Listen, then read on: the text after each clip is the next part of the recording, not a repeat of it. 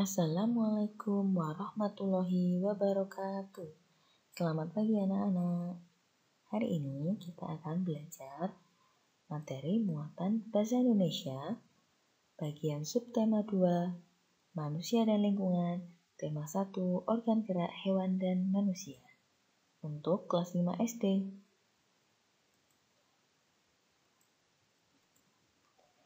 Kompetensi dasar atau KD, indikator dan tujuan dari materi muatan bahasa Indonesia ini adalah sebagai berikut.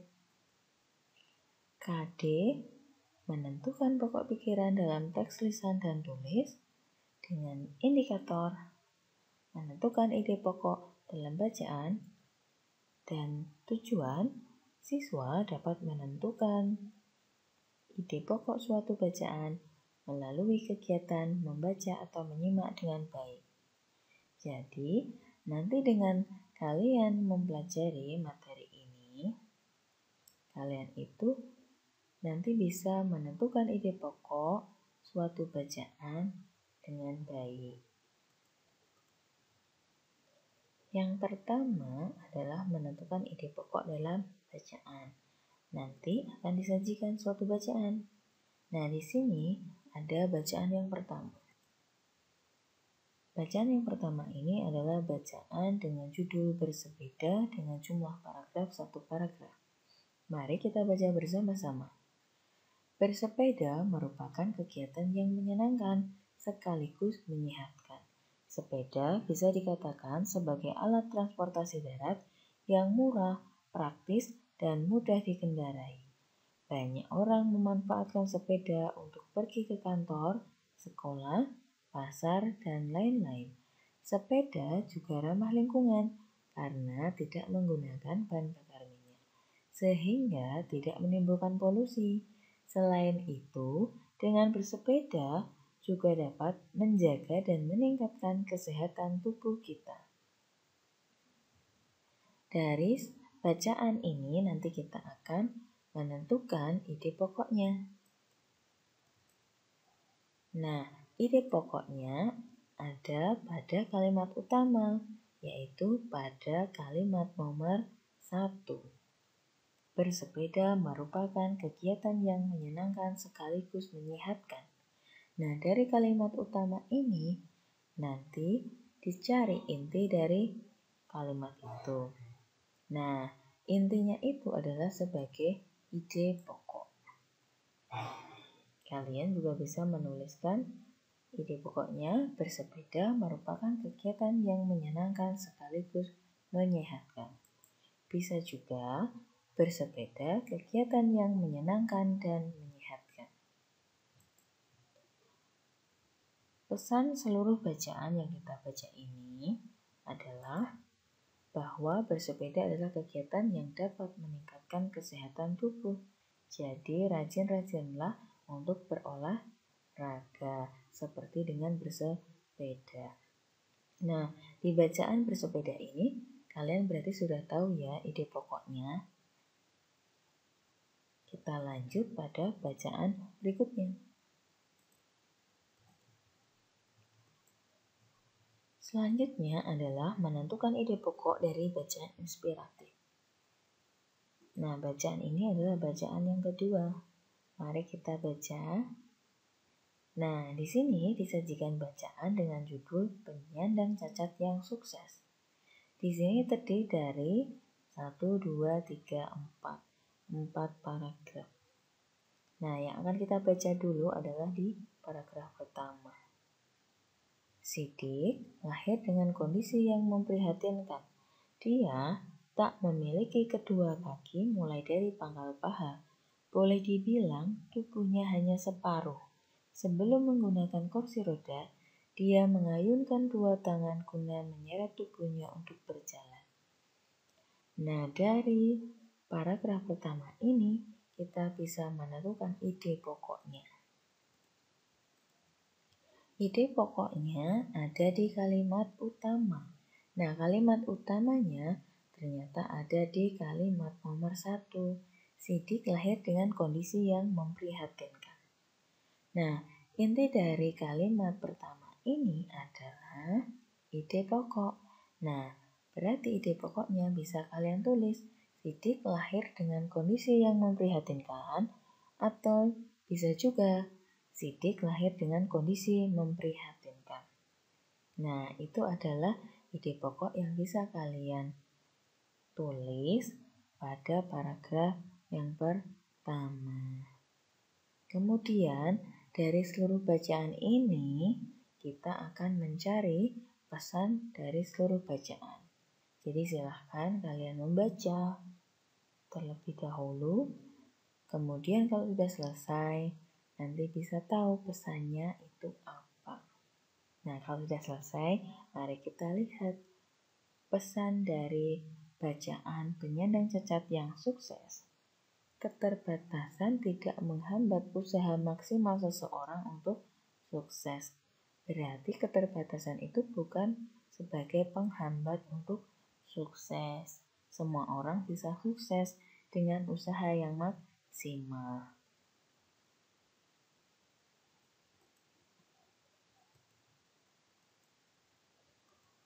Kemudian kita akan beralih ke bacaan yang ketiga.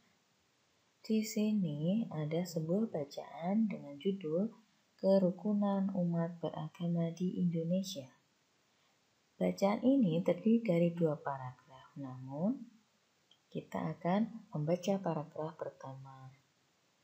Yuk kita baca dulu. Kerukunan umat beragama merupakan bentuk hubungan antar manusia yang damai berkat adanya toleransi beragama.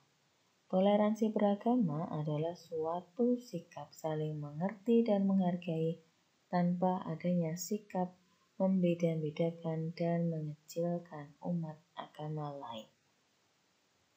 Nah, dari paragraf 1 ini kita bisa mencari ide pokoknya. Ide pokoknya ternyata juga ada di kalimat utama, yaitu di kalimat pertama. Kerukunan umat beragama merupakan bentuk hubungan antar manusia yang damai berkat adanya toleransi beragama. Itu adalah kalimat utamanya. Nah, dari kalimat utama itu kita bisa menemukan ide pokoknya. Bisa ditulis kerukunan umat beragama merupakan bentuk hubungan antar manusia yang damai berkat adanya toleransi beragama. Atau bisa juga kerukunan umat beragama merupakan bentuk hubungan antar manusia. Nah, di sini kalian juga harus baca dulu. Setelah kalian baca, nanti kalian akan tahu pesan dari seluruh bacaan kerukunan umat beragama di Indonesia. Nah, pesan seluruh bacaan dari bacaan kerukunan umat beragama di Indonesia adalah kerukunan umat beragama adalah wujud toleransi beragama.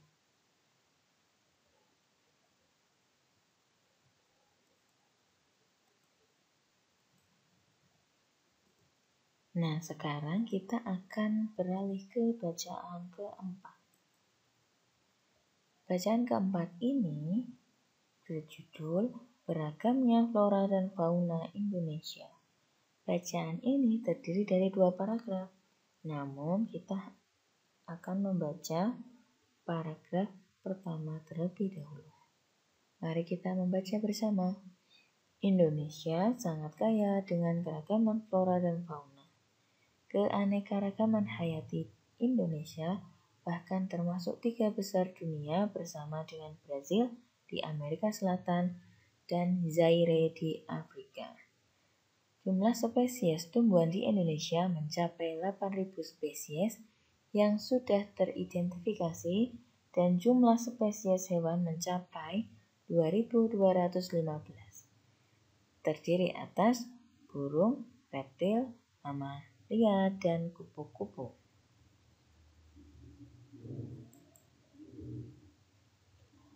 Dari paragraf 1 ini, kita bisa mencari ide pokoknya. Ide pokoknya ternyata juga ada di kalimat utama. yaitu di kalimat pertama, Indonesia sangat kaya dengan keragaman flora dan fauna. Berarti inti dari kalimat itu adalah ide pokoknya. Kalian bisa menulis Indonesia sangat kaya dengan keragaman flora dan fauna. Atau bisa juga Indonesia kaya akan keragaman flora dan fauna.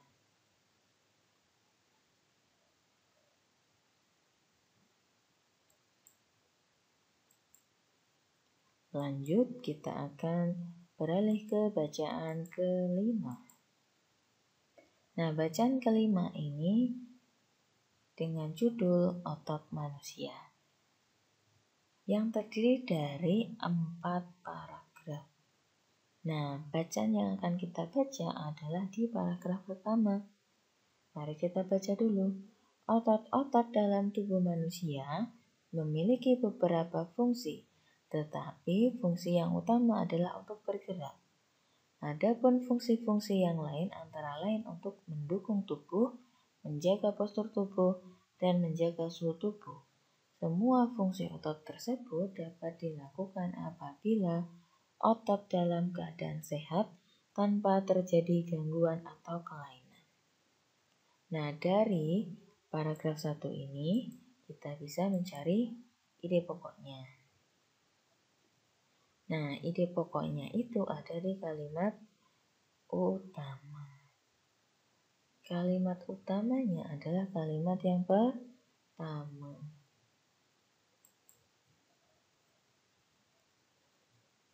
Otot-otot dalam tubuh manusia memiliki beberapa fungsi, tetapi fungsi yang utama adalah untuk bergerak.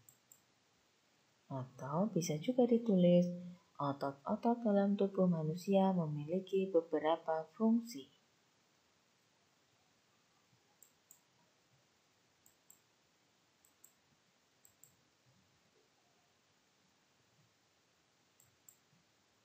Kita akan lanjut di bacaan ke-6. Nah, di sini disajikan bacaan dengan judul Aderai Binaragawan Perkasa Indonesia. Yang akan kita baca adalah di paragraf pertamanya. Bacaan ini terdiri dari 2 paragraf ya. Namun yang akan kita baca di paragraf pertama. Aderai adalah sosok pria perkasa yang sangat terkenal di Indonesia, bahkan di dunia. Sebagai binaragawan Indonesia, banyak sudah prestasi yang diraihnya, baik di tingkat nasional maupun internasional.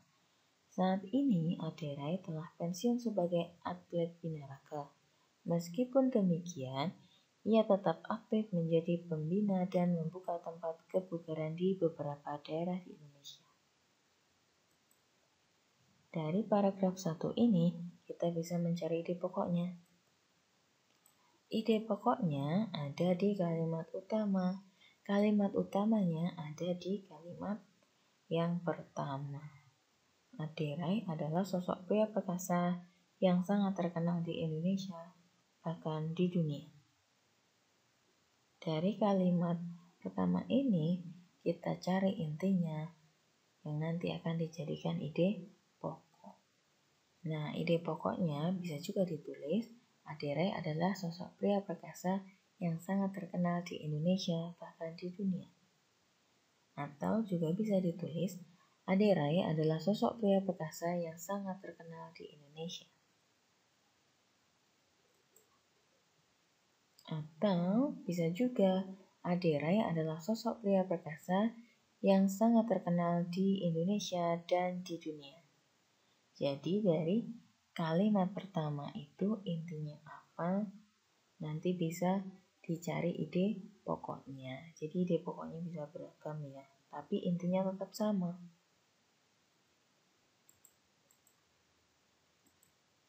Materi selanjutnya adalah membuat paragraf dari gagasan pokok atau ide pokok. Kalau di awal tadi kita sudah belajar menentukan ide pokok dari sebuah paragraf. Nah, kali ini kita akan membuat paragraf dari ide pokok. Jika sudah bisa menentukan ide pokok dari sebuah bacaan, kita akan belajar mengembangkan ide-ide pokok tersebut menjadi sebuah paragraf. Nah, di sini dicontohkan ide pokoknya, bersepeda adalah kegiatan kesukaanku. Dari ide pokok ini nanti akan dikembangkan menjadi beberapa kalimat yang membentuk sebuah paragraf. Yang pertama adalah membentuk kalimat utama. Jadi kalimat utama yang terbentuk dari ide pokok ini adalah sebagai berikut. Bersepeda adalah salah satu kegiatan kesukaanku. Terus, setelah kalimat utama terbentuk, nanti kita akan mengembangkan kalimat penjelasnya. Nah, pengembangan kalimat penjelas ini digunakan untuk menjelaskan kalimat utama. Berikut adalah pengembangan ide pokok menjadi sebuah paragraf yang sudah jadi. Mari kita baca. Bersepeda adalah salah satu kegiatan kesukaanku. Bersepeda sangat menyenangkan. Dengan bersepeda bisa berkeliling desa bersama teman-teman. Setiap hari Minggu pagi, aku dan teman-teman selalu menyempatkan waktu untuk bersepeda bersama-sama. Nah, kalimat yang pertama ini adalah kalimat utama. Kalimat selanjutnya, kalimat kedua, ketiga, dan keempat adalah kalimat penjelas. Nah, maka sudah terbentuk satu paragraf dari ide pokok bersepeda adalah kegiatan kesukaanku.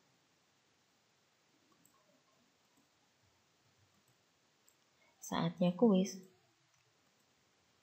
Buatlah satu paragraf yang sesuai dengan ide pokok berikut. Ide pokoknya, olahraga adalah kegiatan untuk menjaga kesehatan tubuh. Nah, kalian tentukan kalimat utama yang terbentuk dan pengembangan ide pokok menjadi sebuah paragraf yang sudah jadi. Nanti kalian tulis pada kolom komentar di bawah ini ya, dengan format nama kamu dan jawaban kamu. Jawabannya berupa paragraf yang sudah jadi. Oke, selamat belajar.